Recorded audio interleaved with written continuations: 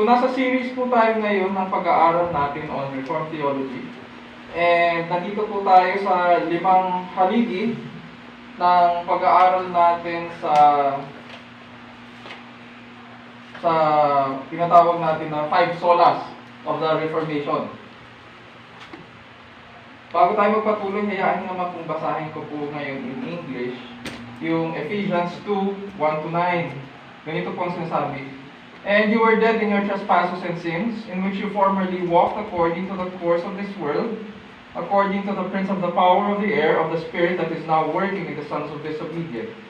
Among them we too all formerly lived in the lusts of our flesh, indulging the desires of the flesh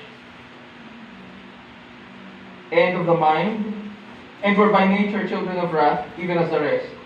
But God, being rich in mercy, because of His great love with which He loved us, even when we were dead in our transgressions, made us alive together with Christ. By grace you have been saved, and raised us up with Him, and seated us with Him in the heavenly places in Christ Jesus, so that in the ages to come He might show the surpassing riches of His grace in kindness toward us in Christ Jesus. For by grace you have been saved through faith, and that not of yourselves, it is the gift of God, not as a result of works, so that no one may boast. Ang title po ng ating pag-aaralan sa gabing ito ay Sola Gratia, the basis of God's astonishing work of salvation. Sola Gratia, the basis of God's astonishing work of salvation. Gratia or grace sa Latin, G-R-A-T-I-A.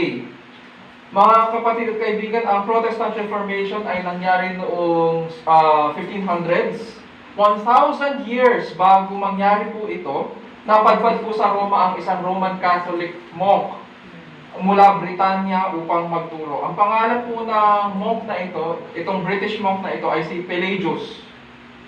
Kung sinusubaybayan niyo po yung mga post ko sa Workman's Bookshelf, minsan mababanggit ko po siya. Si Pelagius, ang spelling ng pangalan niya ay Pelagius. Latin po yung kanyang pangalan because during that time, even Britain was under Roman rule. So isa siya pong ascetic. Pag sinabi po nating ascetic, siya yung tipong naniniwala sa extreme forms ng pagtatanggi sa sarili. Wala silang pag-aari sa mundong ito at madalas kung mamuhay sila parang ermitanyo. So, alam na natin, meron tayong idea kung paano mamuhay ang isang ermitanyo. Nasa labas sila ng city, sa kuweba sila nakatira. So, ganon siya. And napadpad siya sa Roma para magturo. At naniniwala po siya sa ganitong kasabihan. At ganito yung ano niya. Ano ba tawag nila sa... Pag sa slumbook nagsusulat ka ng isang motto, yun. Ang motto in life niya ay, if I ought, I can. Sa Tagalog, ang katumbas po nito ay, kung gugustuhin, may paraan. Kung loloobin, kakayanin. O, di ba? O, may nalaman kayo. Ang punto ni Pelagius ay very man-centered ang pananaw niya sa mga bagay-bagay. Kasi nga, isa siyang moralist, isa siyang ascetic. So, kung naniniwala siya na may abilidad ang tao, at may free will ang tao at may choice siya. Isang araw, nakakuha po siya ng kopya ng isa sa mga panalangin ni Augustine. Si Augustine po ay isang obispo ng Hippo sa North Africa. Sa church history, ang tawag po sa kanya ay isa siya sa mga theologians of grace. Sa kanya po nagmula yung paturuan tungkol sa kagandahang loob ng Diyos. Although hindi perfect ang kanyang theology, pero pagdating sa theology of grace, na naging foundation ng Reformed Theology, solid siya doon. And so, dito nakakuha po siya ng isang kopya ng isa sa mga panalangin ni Augustine, and nakita niya, ganito yung nakasulat. Give what thou commandest, and command that thou wilt. Give what thou commandest, and command that thou wilt. Ang punto po ni Augustine, itong bishop na ito, sa kanyang panalangin ay dahil sa kasalanan ng tao, kailangan po natin ang biyaya ng Diyos, araw-araw. Kailangan po natin ang biyaya o kagandahang loob ng Diyos bilang provision sa buhay natin para makasunod po tayo sa Panginoon. para makasunod po tayo sa kanyang kalooban. Ngunit sa panalangin ito tutol si Pelagius, hindi raw ito tama, sapagkat ito daw yung nagiging sanhi kung bakit marami sa mga Kristiyano ang nagbabackslide noong panahon nila. And ang focus ni Pelagius dapat ay sa mabuting gawa. Sinasabi niya, may kakayahan raw ang tao na hindi piliin ang kasamaan at may kakayahan daw ang tao na piliin ang gumawa ng mabuti. And therefore, dahil dito, naniniwala siya na ang tao ay may kakayahan ring iligtas ang kanyang sarili. Kumbaga sa kanya, ang biyaya ng Diyos ay parang bulong lang. Pero at the end of the day, nasa sa tao po yun, kung tatanggapin niya yung biyayang yun o tatanggihan niya. So, nasa kamay ngayon ng tao kung maliligtas siya o hindi. Therefore, may kakayahan ng tao na pagtagumpayan ng kasalanan. At sinasabi niya, maaaring bigyang luwalhati ng tao ang Diyos. Ngunit, kailangan nating imbestigahan ito. May kakayahan nga ba ang tao sa kanyang sarili na pagtagumpayan ng kasalanan? Parang gusto kong dagdagan yung ginagawa. I-share ko lang sa inyo. Magdadigress lang ako, although introduction lang ito. Sa theology class po ng mga pastor, kapag pinag-uusapan namin yung subject ng kasalanan, may binibigay po akong assignment sa kanila on the first day. Ang isa sa mga assignments na binibigay ko sa kanila on the first day is this. Subukan niyong huwag magkasala ng isang linggo. At isulat niyo sa papel kung ano ang naging resulta. At sa susunod na pagpasok natin sa susunod na linggo, i-share nyo kung ano ang napagtagumpayan nyo. So, may kakayahan nga ba ang tao sa kanyang sarili na pagtagumpayan ang kasalanan? Ang keyword doon, sa kanyang sarili. Hindi ba niya kailangan ang kagandahang loob o biyaya ng Diyos upang tumayo ng may katuwiran sa harapan ng Diyos? At dito po mga kapatid, nagsimula ang napakatagal at napakaraming talumpati tungkol dito sa subject na ito. Sapagkat may dalawang views ngayon na lumalabas sa church history. Unang-una yung tinatawag natin na monergistic view of salvation, at saka yung pangalawa, yung synergistic view. Ang monergistic, ibig lang sabihin, God works alone. Salvation is from God alone. Yun yun. Pag sabing monergistic, God works alone to save His people. Pag synergistic, pag sinabing synergistic, ibig sabihin, may kasama ang Diyos. Man cooperates with God. They work together for our salvation. Mga kapatid, ang sola gratia ay ang pangalawang haligi ng Reformed theology. At pinapaliwanag nito ang sumusunod.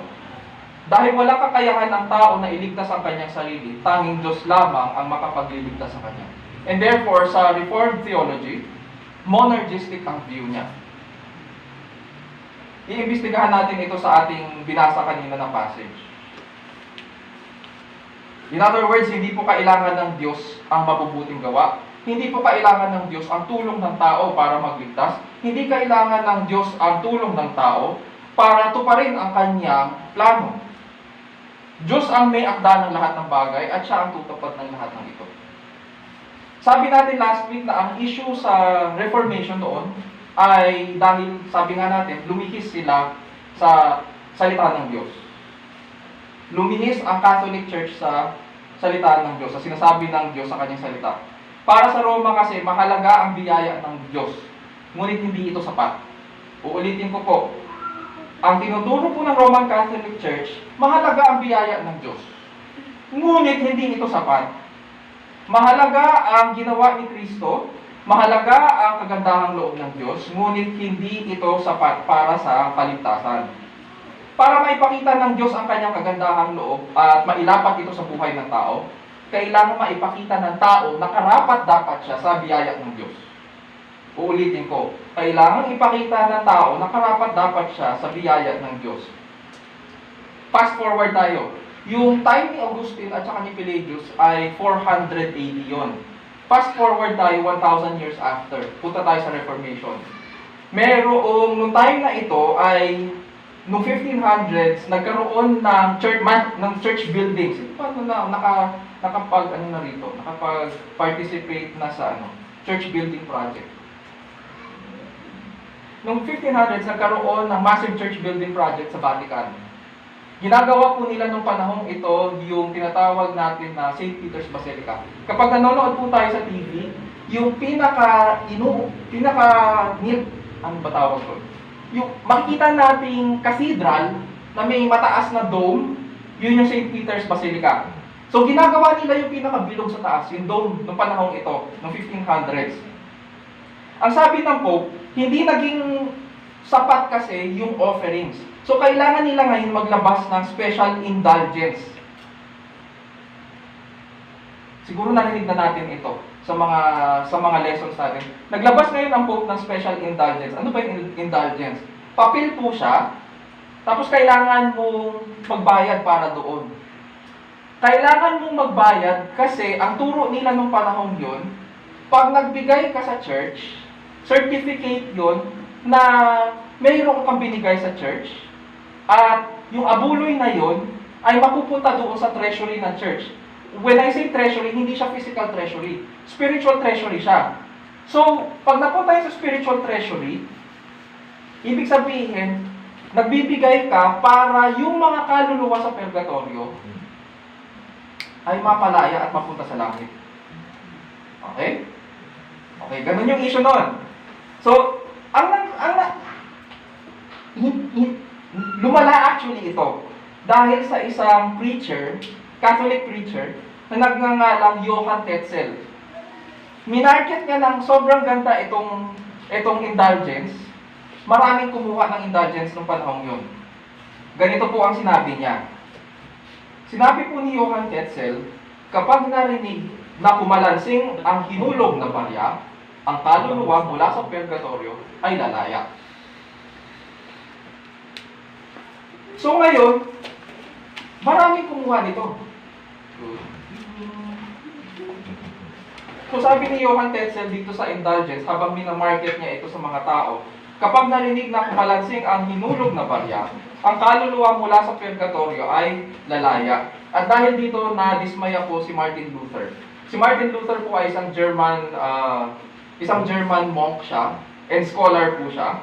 At nadismaya po siya kasi pinalalabas ng Roma ngayon na maaaring bilhin ang kaligtasan. At dapat palang paghirapan ang biyaya ng Diyos. So ang tanong ngayon, ito po ba ay magandang balita?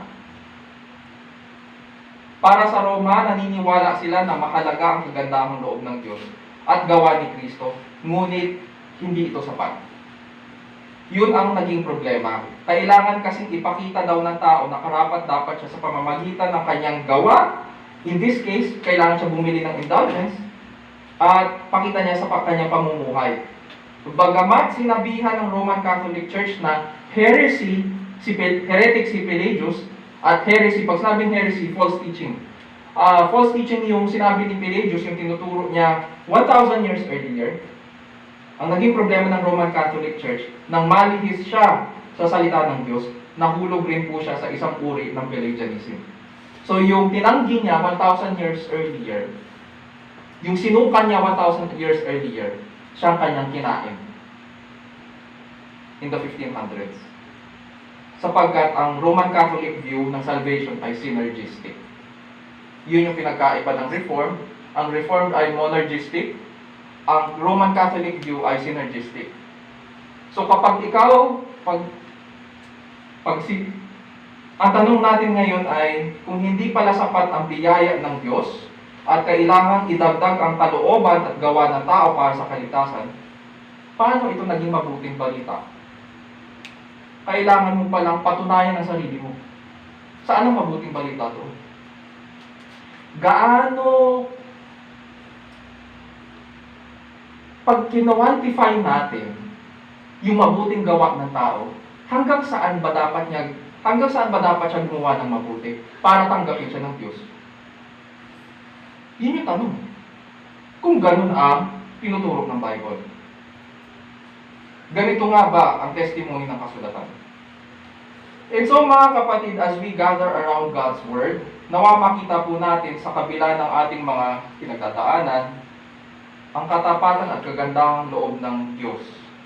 At nawa mag-minister ang salita sa ating buhay, sa ikatitibay po natin sa ating pananampalataya at bilang isang iglesia, ay tumatagpo tayo sa ikaluluwalhati din ng ating Panginoong Diyos. And so we need to ask Apostle Paul tonight, what is the basis of God's astonishing work of salvation? What is the basis of God's astonishing work of salvation? Letter A, is it sola gratia, or grace alone? Or is it grace plus man's meritorious works? Is it grace plus man's meritorious works? Punta po tayo sa verses 1 to 3 ng Ephesians chapter 2. Ang book of Ephesians ay twin letter ng Colossians. Colossians na pinag-aralan natin last week. So more or less familiar tayo sa problema nila. Halos pareho lang naman ang problema ng Colossians at saka ng Ephesians dahil pareho ay nasa Asia Minor sila. At ang problema po ng mga nasa Ephesians ay may pressure mula sa labas na umayon ang church sa mga kaugalian ng mga Hudyo at on one hand, kaugalian ng mga Hudyo at on the other hand, pag binasa po natin yung aklat, kailangan nila umugma doon sa mga immoral practices ng kanilang culture. Hindi lang din yun. Mayroong ilan rin sa kanila na pinanghihinaan na ng loob. At dahil nga may pagkatakot po sila sa mga mumu. Totoo po yun. Kaya nga sa parehong aklat, mababasa niyo yung ganitong passage. And yung tungkol sa principalities and powers and rulers in spiritual dark places or dark realms. Yung mga ganitong klaseng salita ay may kinalaman sa spiritual realm, sa kaaway ng Panginoon. Pareho natin mababasa yun sa Ephesians and Colossians. At pareho yung church, yung mga members ng church, meron silang, parang katulad rin ng mga Pinoy, meron silang mga kasabihan ng mga matatanda, meron silang superstitious fear doon sa mga ganitong klaseng mga bagay. And so, pag-aaralan din po natin yun in passing mamaya. At dahil dito, punta tayo sa verses 1 to 3. Basahin lang po natin. Ganito po sinasabi, I'll read it in English na lang po. Ganito po sinasabi, "And you were dead in your trespasses and sins, in which you formerly walked, according to the course of this world, according to the prince of the power of the air, of the spirit that is now working in the sons of disobedience. Among them we too all formerly lived in the lusts of our flesh." Binabanggit dito ni Pablo yung mga immoral practices ng kanilang culture. At ganun, malamang itong mga immoral practices ay pumasok na rin sa loob ng church. Kaya niya kailangan paalalahanan sila. "And lived in the lusts of our flesh, indulging the desires of the flesh and of the mind, and were by nature children of wrath, even as the rest." So dito sa verses 1 to 3, binabanggit ni Apostol Pablo ang suliranin ng tao sa kasalanan at ang ugat nito sa kanyang kalikasan. Dito sumusulat ngayon si Apostol Pablo sa mga evangelical Christians in Asia Minor, and specifically dito sa Ephesus, upang turuan sila at paalalahanan sila regarding dito sa kanilang mga kung saan nag-uugat itong problema nila. And he is also comforting them at pinalalakas ang kanilang loob dahil nga may takot sila sa hindi nila alam kung saan sila lulugar sa takot nila sa mga spiritual beings or spiritual creatures. Sabi dyan sa verse 1, "And you were dead."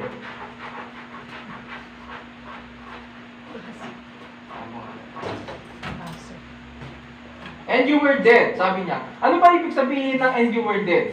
Sa Tagalog po, sabi dyan, "nang kayo'y mga patay." Ano ba ibig sabihin ng death dito sa passage na ito? Pag tinignan natin yung mga succeeding verses, we will have an idea kung ano yung death na tinutukoy niya dito. Pwede nating sabihin na, ay, pastor, ibig lang sabihin yan, hindi humihinga. Pwedeng ganun. Pwedeng hindi nagre-respond. Yes, I would agree. Pero whenever we study the Bible, nararapat lang na we need to pay attention kung ano yung sinasabi ng writer before we conclude. So tingnan natin yung definition niya ng "and you were dead." Ano ba yung sakop nun? Yung definition na yun. Verse 1, sabi niya, patay tayo sa ating mga kasalanan. In other words, pag sinabing patay, pwede natin sabihin na wala tayong kakayahan, tanggihan, ang mga sumusunod na makikita natin sa verses 2 at saka 3. Ano ba yung hindi natin kayang tanggihan? Sa verse 2, makikita po natin, sabi dyan, yung "in which you formerly walked according to the course of this world, according to the prince of the power of the air, of the spirit that is now working in the sons of disobedience." In other words, yung mga Ephesian Christians, sinasabi ni Pablo, ganito ang inyong pamumuhay noon. Naglalakad tayo, actually kasama si Pablo doon, naglalakad tayo ayon sa, ano daw, Pangulo ng kapangyarihan ng hangin. Sino to Pangulo ng kapangyarihan ng hangin? Sino? Prince of the power of the air. Ito yung kaaway. Si Satan. Diba? Siya yun. Notice yung ginamit na kung paano dinescribe siya ni Pablo. Prince of the power of the air. So, saan yung mga kaaway niya yun? Ayan, sa hangin. Minsan may paniniwala tayo, ang mga Pilipino, magdadigress lang ako, babalikan ko yung mga. Bigla ko lang natandaan. Pag nanonood tayo ng mga pelikula, makikita natin may paniniwala ang mga Pilipino na hindi pwedeng pumasok ang mga tampon ng kadiliman sa loob ng church building. Kapag umapak sila, bigla na lang nasusunog. Hindi po totoo yun. Hindi po totoo yun. Because Satan is the prince of the power of the air, nandyan siya. Nandyan yung mga tampon. Pastor, huwag niyo naman kami pinataka. Kaya wala kayong pinagkaiba sa Ephesians at saka sa Colossians. Nandyan yan. Yan yung katotohanan. Part ng realm of darkness, itong air, nandyan sila. Makakapasok sila, makakapunta sila kahit church building yan. Pero hindi pa tayo tapos, kaya wag niyo muna takutin ang mga sarili niyo. Hindi pa tayo tapos. So nandyan yan, he is the prince of the power of the air. At naglalakad tayo ayon sa kanyang kalooban. Siya ang espiritu na gumagawa daw sa mga anak ng pagsuway. And so, anong ginawa natin? Dati nagpapaalipin tayo sa kanya. Pangalawa, paano natin, in what way are we dead? Paano nasasabi na tayo patay? Sabi dyan, sa verse 3, among them we too all formerly lived in the lusts of our flesh, indulging the desires of the flesh and of the mind, and were by nature children of wrath, even as the rest. So nabuhay tayo sa kahalayan ng ating laman, sa mga pitan ng laman at ng pag-iisip. And therefore, alipin din tayo ng kasalanan. Hindi lamang tayo alipin ng kaaway, alipin din po tayo ng ating sariling kasalanan. Hindi lang yun. Dahil sa ating mga kasalanan, kabilang rin tayo doon sa mga kinapupuotan ng Diyos. Sabi niya, and were by nature children of wrath even as the rest. Kabilang tayo doon sa kakatulan sa buong sangkatauhan. And therefore, sino ang kaaway ng Diyos dito? Ang kaaway ng Diyos ay tao. Sabi niya, kinapupuotan niya ang tao dahil sa kanyang kasalanan. At galit na galit ang Diyos sa tao dahil sa pamumuhay niya sa kasalanan. Ganito yung definition ng death. Ang death dito ay hindi cessation of life, kundi separation from God. Mapapansin natin, nagpaalipin siya sa kaaway, nagpaalipin siya sa sarili niyang kasalanan, at dahil dito, ang consequence ay kaaway siya ngayon ng Diyos. And so makikita natin yung when Paul talks about death dito, dead in sin, sinasabi niya na sa sarili mong kakayahan, hindi ka makakatakas sa kasalanan mo. Patay ka. Bakit? Kasi nakahiwalay ka sa Diyos. At ang mga karelasyon mo rito ay kasalanan mo, karelasyon mo rin ang kaaway, at hindi lang yun, nangangamba kang hatulan ng Diyos. Yun yung problema. Mga kapatid, we tend to think of sin as merely an action or non-action. Ang problema sa atin minsan, pag pinag-usapan ng kasalanan, ang isip po natin ay ginawa. Halimbawa, pagnanakaw. Iisip natin, verb yun, action yun. Or, pwede ring sin of omission. Nag-omit ka. Yung dapat mong gawin, hindi mo ginawa. Pero may mga kasalanan kasi sa Bible na hindi nakikita. At hindi kailangan gawin. O hindi gawin. For example, ang 10th commandment ay kasalanan. Pero, hindi mo kailangang gumawa. Ano yung 10th commandment?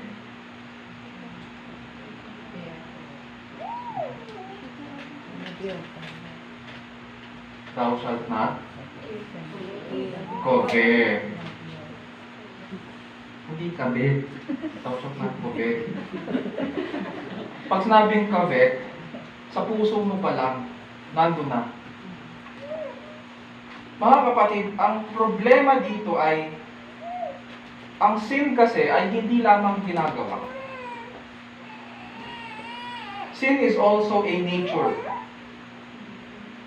Kaya masabi dito ni Pablo sa verse 3, you were by nature. Tagalogin ko na lang. At tayo nooy katutubong mga anak ng kagalitan. Likas na tayo. Nasa kalikasan natin yung pagsuway sa Diyos. And therefore, paano ka makakatakas kung likas sa iyo yun? Hindi mo matatakasan yun. Nandun yun sa iyo eh. Ikaw yun eh. And therefore, kaya nga galit ang Diyos sa tao.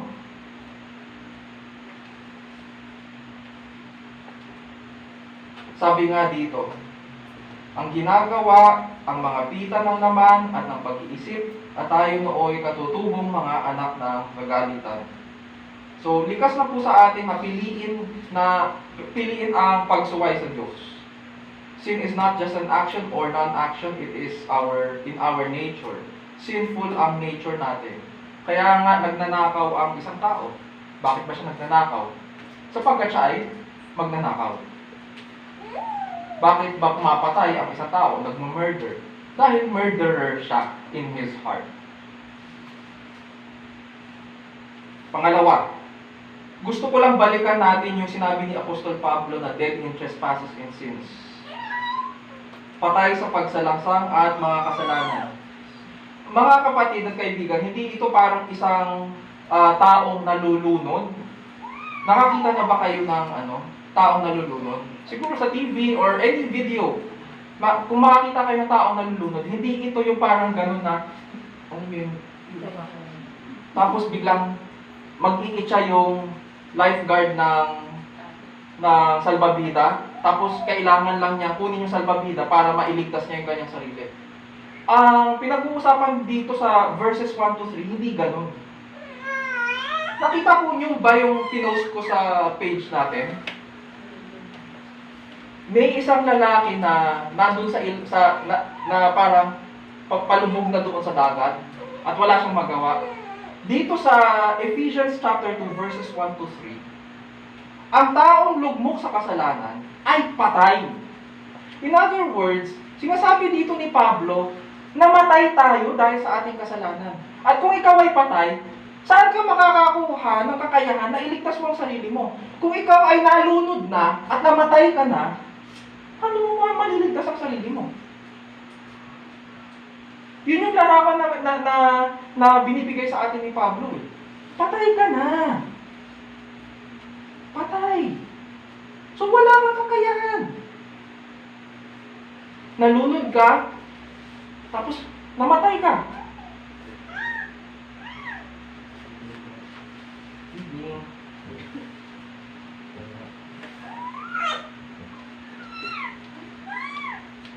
So, dito makikita natin that God has defined kung ano yung pinakamatinding problema po ng tao. Minsan kapag nanonood tayo ng TV, maririnig natin na samot-saring mga problema sa bayan at saka sa buong mundo. Sinasabi nila ang problema raw ng tao ay edukasyon. Edukasyon nga ba? Minsan ang problema raw ng tao ay kahirapan. Minsan sinasabi nila ang problema raw ng tao ay overpopulation. Minsan ang sinasabi nila ay global warming. Nung hindi naniwala ang tao sa global warming, COVID naman. Ang problema ng tao. Pero hindi ito ang pinaka-problema ng tao. Ang pinaka-problema ng tao, ayon sa banal na kasulatan, ay kasalanan. Lahat ito mag-uugat doon sa kasalanan. At dinefine ito ng Diyos that this is man's greatest problem. Mga kapatid at kaibigan, hindi ito problema lang ng ibang tao. Hindi ito problema ng mga unbelievers lang. Problema rin po natin ito. Not unless gusto nyong sabihin mga nilalang kayo ng langit. Wala naman sa atin dito ng mga pinanganak sa langit, di ba?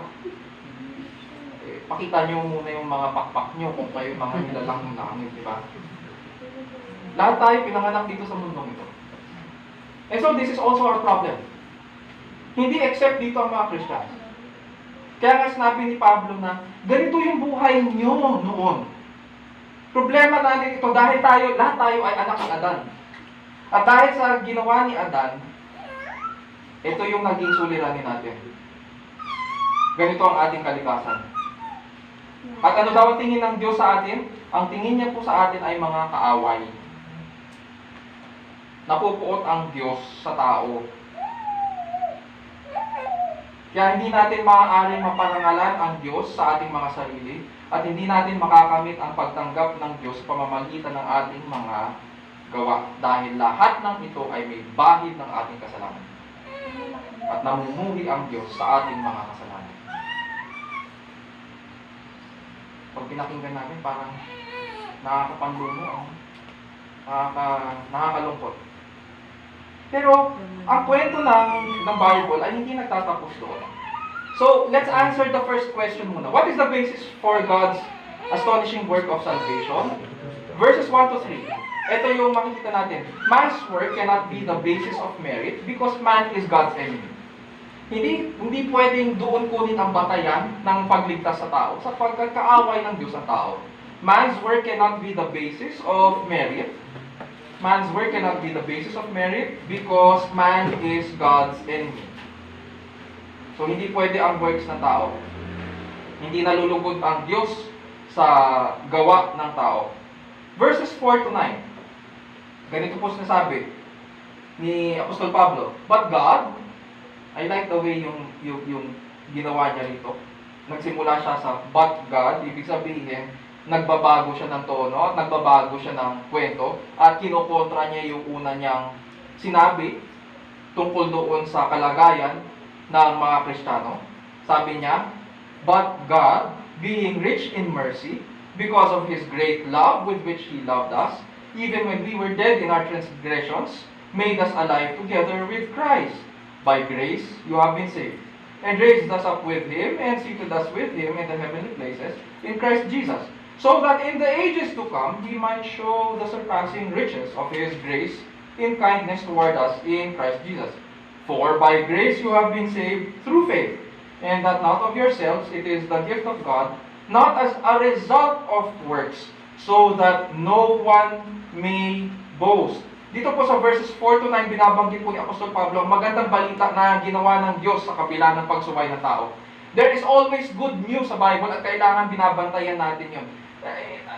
While it may seem na puro bad news or nagsisimula sa bad news, tandaan po natin na pag nagkukwento sila ng gospel, siguradong may climax yung kwento at dito magka-climax nga yung kwento ni Apostol Pablo sa pagtuturo niya sa mga taga-Ephesians. Napansin po ba natin na sa verse 4 to 9, ang subject ay puro Diyos? From 4 hanggang 9, iisa lang ang subject tungkol po sa ginawa ng Diyos, tungkol po sa Kanya. Tungkol po sa character niya. At sino ang tagatanggap nitong kagandahang loob ng Diyos? Ang tao. Sige, Himay-himayin po natin. Kung dati tayo yung mga patay sa kasalanan at mga kaaway ng Diyos, base sa verses 1 to 3, paano po tayo ngayon makakatugod sa Diyos? Oo nga naman, kung patay ka sa kasalanan, saan ka nakakuha ng kakayahan na tumugod sa Diyos? May kakayahan ka ba kapag patay ka? Show of hands tayo. Sige nga. Sino nagsasabi ng, oo, makakatugon ako kahit patay ako? Oo. Sino nagsasabi ng hindi? Asan yung iba? Nasa purgatorio. Okay. Hindi ka makakatugon. Yun lang yung punto ni Pablo dito. Simple-simple. Kahit sila noong unang panahon, ganito ang pagkakaintindi. Kung ikaw ay patay sa kasalanan, hindi ka makakatugon sa Diyos. Kung ikaw lang sa sarili mo, sa sarili mong kakayahan, hindi ka makakatugon. So, paano na ngayon? Yun yung tanong. Sinasabi dito sa section na to, na mayaman ang Diyos sa awa. Gusto ko yung Tagalog ni Ate Belinda kanina. Sinabi niya, ayon sa masaganang habag ng Diyos. And so, paano niya pinakita ang kanyang pag-ibig at itong masaganang habag na ito? Sige. Verse 5. Sabi po dito, sabi dyan, even when we were dead in our transgressions, He made us alive together with Christ. Sa Tagalog, ano daw? Binuhay niya tayo kalakip ni Kristo. So, nung binuhay, ang ginawa ng Diyos pala, so namatay ang Panginoong Kristo sa krus, nilibing, tapos nabuhay na maguli. Nung nabuhay ang Panginoong Kristo, kasama tayo. Isinama tayo ng Ama doon. Wow! Don't ask me yung workings ng Diyos. Hindi po ako Diyos, pero tinatanggap ko kung ano yung sinasabi. Kung sinasabi ng Bible na kalakip tayo ni Kristo, nung nabuhay na maguli si Kristo, masaya ako doon.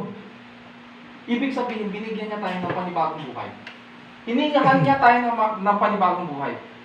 At yun yung dahilan kung bakit ang mananampalataya kay Kristo ay may panibagong buhay.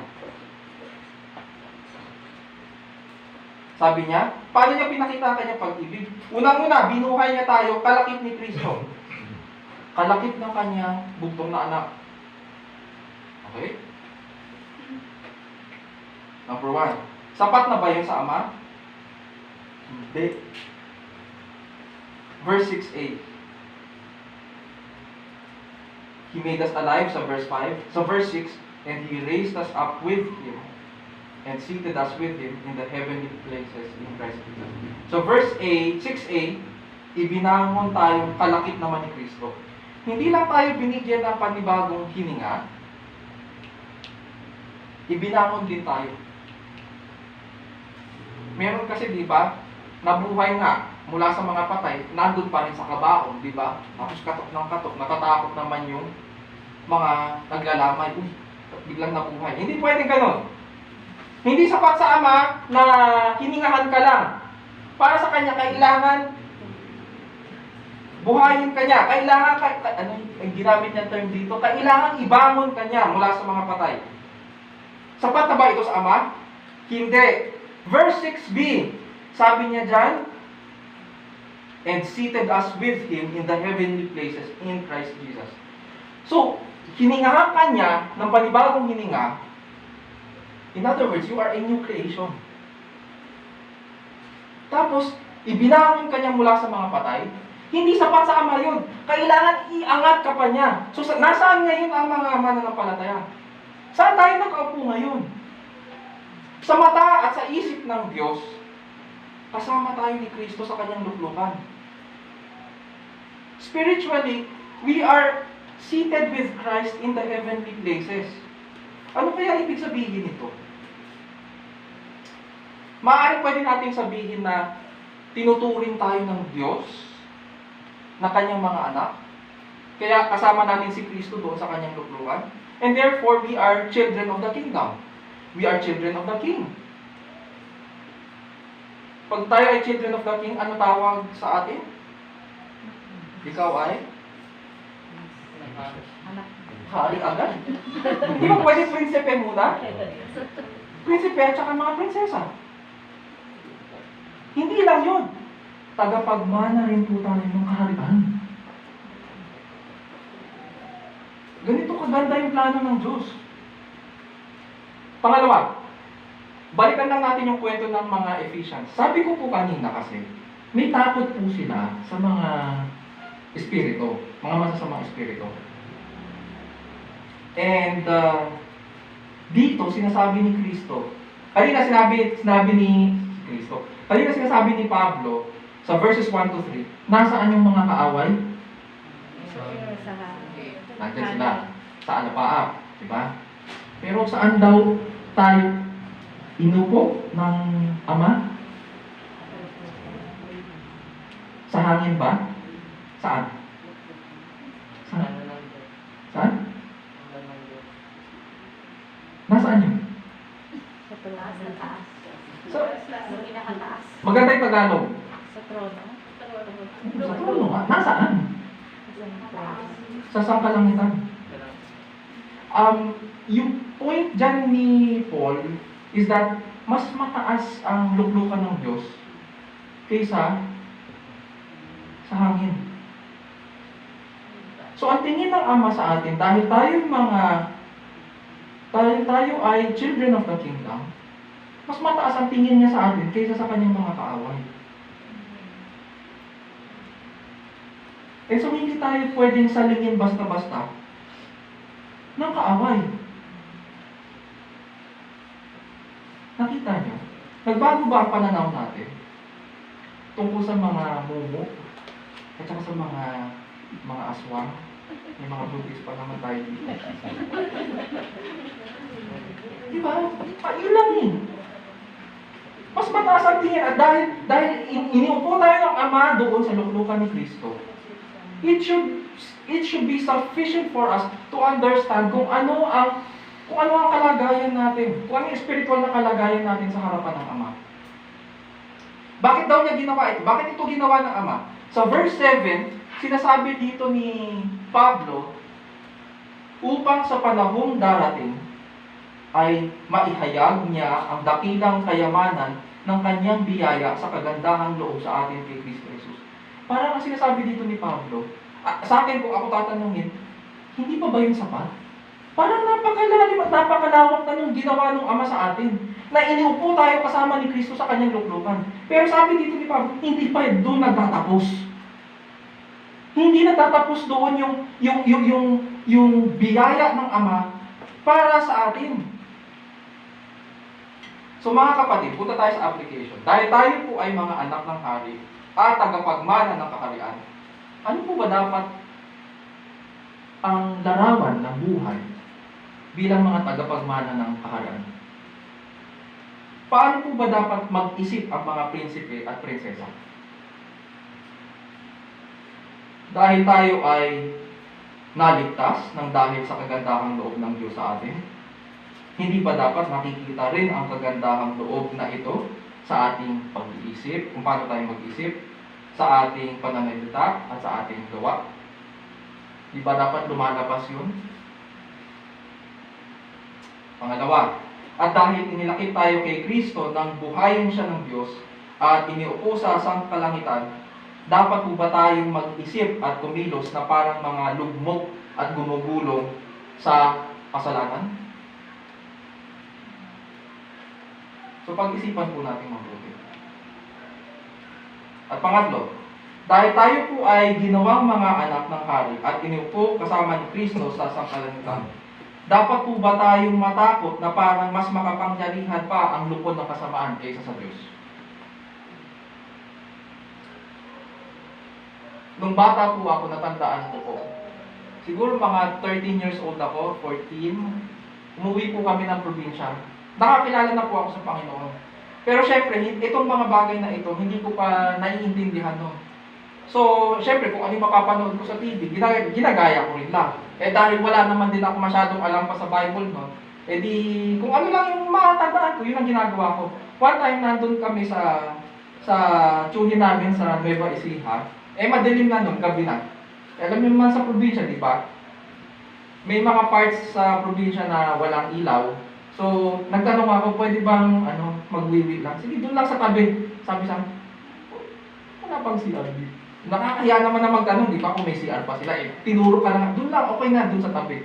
So ako naman, punta ako doon sa tabi. Natatakot ako. Madilim kasi.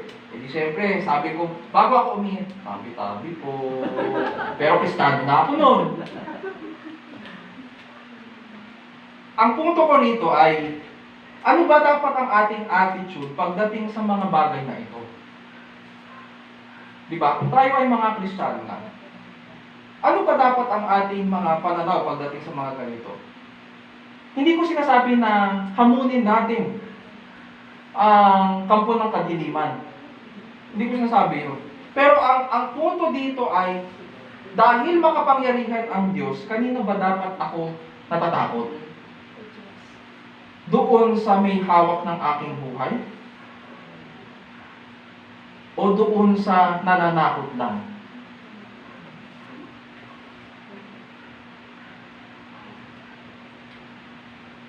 Punta tayo doon sa second part ng verses 4 to 9. Sabi niya dito, dalawang beses niya binanggit ang mga salitang ito. For by grace you have been saved. Dalawang beses, ibig sabihin ni Pablo dito, mahalaga itong verse na ito. Tandaan nyo, whenever sa Bible, paulit-ulit ang mga salita, ibig sabihin, importante yun. At kailangan matandaan nung nagbabasa o nag-aaral.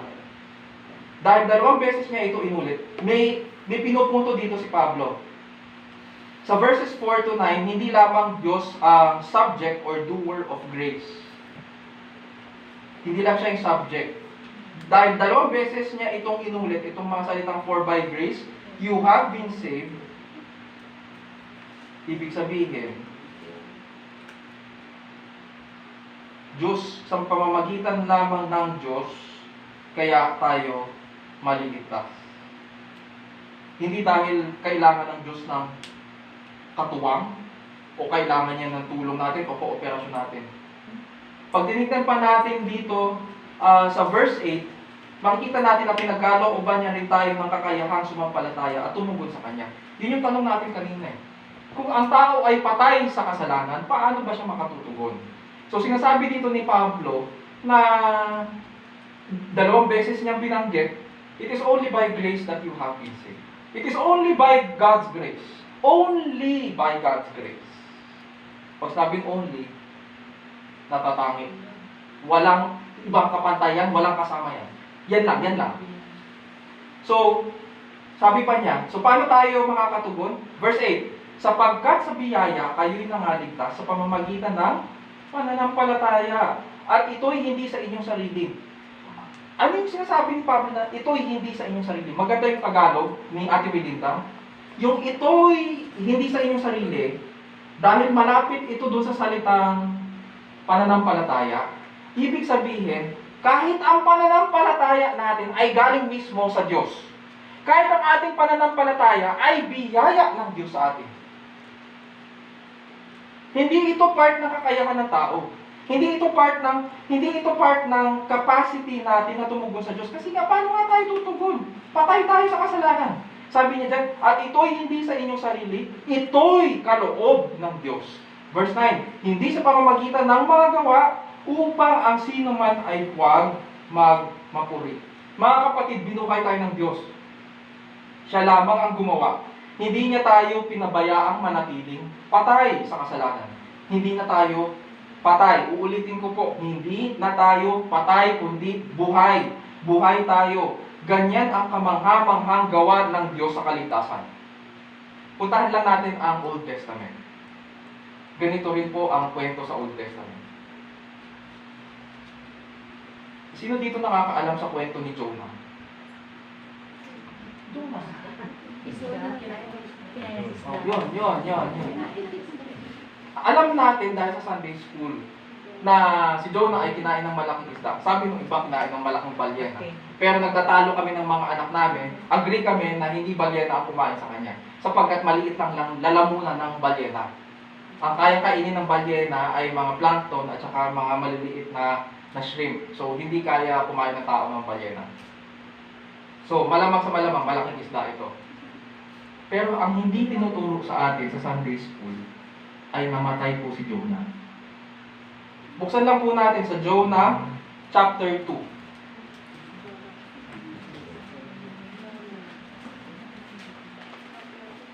Jonah chapter 2. At mas gusto kong basahin sa Tagalog kasi very poetic.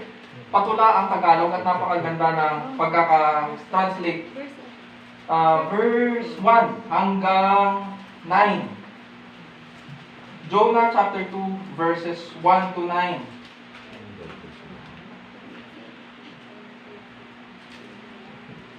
Sabi po dito, nakita na po ba? Say amen. Oh, isa lang nag-amen. Nakita na po ba? Naghahanap pa yung pa. Jonah chapter 2 verses 1 to 9. At ganito rin ang kwento. Tulad rin dito sa isinasalaysay sa atin ni Apostol Pablo. Okay? Nakita na? Say amen? Amen. Very good. Okay. Verses 1 to 9, chapter 2 ng Jonah. Nang si Jonas ay nasa tiyan ng isda, nanalangin siya. Okay, so alam na natin yung background. Nandun siya sa isda at nanalangin siya. Tingnan natin ano yung panalangin niya. Yahweh, nang ako'y nasa kagipitan, nanalangin ako sa iyo at sinagot mo ako. Mula sa kalalimang walang katulad, ako'y tumawag sa iyo at dininig mo ako. Inihulog mo ako sa pusod ng dagat. So yan, nahulog na siya, di ba? Hinulog siya ng mga tripulante. Inihulog mo ako sa pusod ng dagat, napadpad ako sa laot ng karagatan at natabunan ng malalaking alon. So tinakpan na siya ng malalaking alon. Nalayo ako sa iyo. Ano, kanina, pinag-uusapan natin ang life away from God. Ano yung salitang yun? A life away from God is equivalent to death. Sabi niya dito, ang daw, nalayo ako sa iyo. Pero poetic pa rin to eh. Hintayin natin yung sasabihin niya. Kailan ko kaya makikita uli ang banal mong templo? Ayun pala, yung ninanais niya. Parang nagsisisi na siya rito eh. Verse 5. Hinigop ako ng kalaliman hanggang sa tuluyang lumubog. So dahan-dahan na siyang lumubog. Wala siyang nagawa sa kanyang sarili. Natabunan ako ng mga yagit. Alam niyo yung yagit?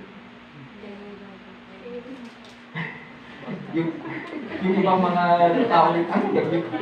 Ang naiisip nila, yagit ng lansangan. Hindi.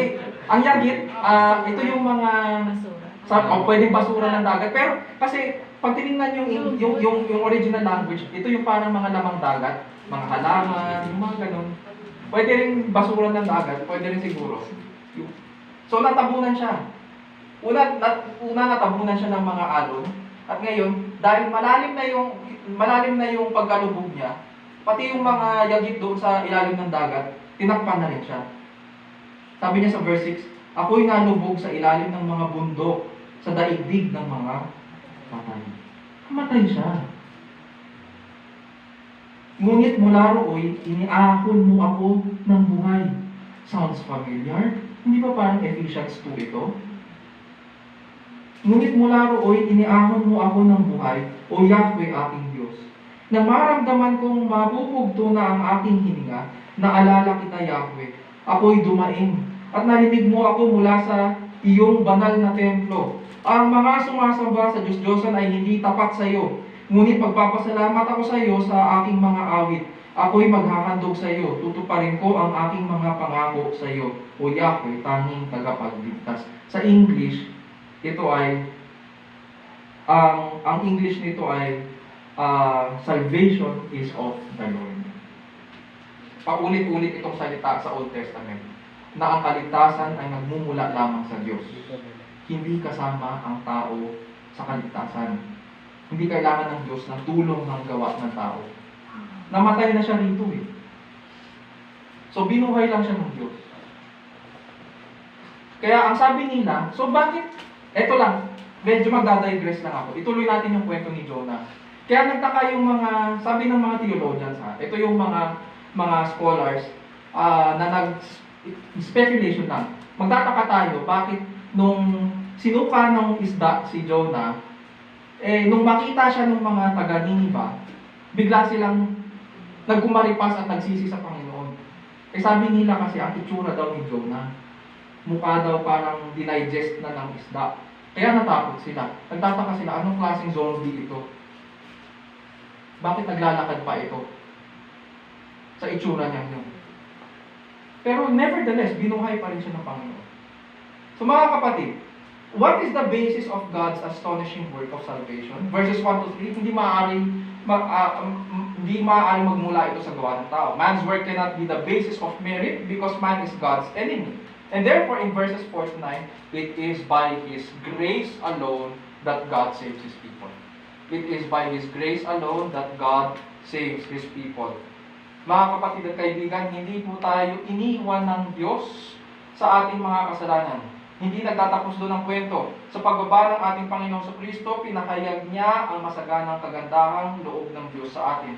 Na bagamat tayo'y mga patay dahil sa ating mga kasalanan, tayo'y binuhay na kalakip ni Kristo, ibinangong kalakip niya, at pinaupong kasama niya sa sangkalangitan. Upang sa mga panahong darating ay maihayag niya ang dakilang kayamanan ng kanyang biyaya sa kagandahang loob sa ating kay Kristo Jesus. Kailangan po natin mga kapatid ang biyaya ng Diyos sa ating buhay.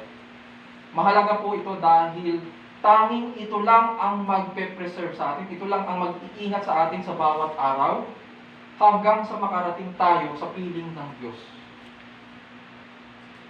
Kung wala ito sa ating buhay, ang tanging matitira po sa atin ay ang ating kasalanan.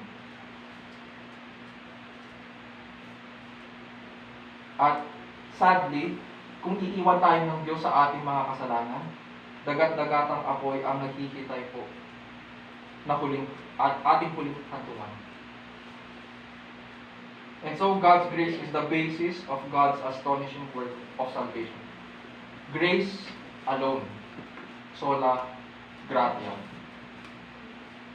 Isa puso natin ang mga bagay na ito at purihin po natin ang ating dakilang Panginoon.